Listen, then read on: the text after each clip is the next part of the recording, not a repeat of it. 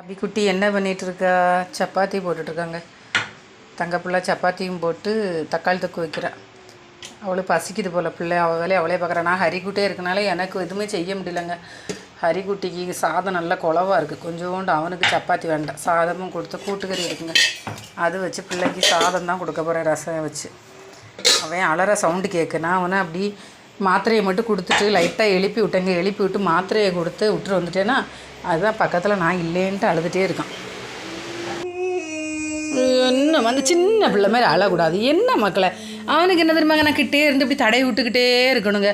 இப்படி தடை விட்டுக்கிட்டே இருந்தால் தூங்குவான். அது கையை எடுத்துட்டோன்னு வச்சுங்களேன், உடனே அழுக வந்துடும். நான் சரி அபி என்ன செய்கிறான்னு தெரியல, அப்படியே பசிக்குதுன்னு சொன்னான். சரி என்ன பண்ணுறாளோன்னு பார்க்க தாங்க போனேன். அதுக்கடையில் இவருக்கு வந்து அழுக வந்துடும். 5:30 மணிக்கெலாம் படுத்தாங்க, இன்னும் எந்திரிக்கலை. இன்னும் அரைகுறை தூக்கத்தில் இருக்கனால இனி சிங்கிக்கிட்டே இருப்பான். நீ எழுப்பி சாப்பாடு கொடுத்துட்டு மறுபடியும் தூங்க வைக்கணுங்க. எப்படி தூங்க போகிறான்னு தெரியல.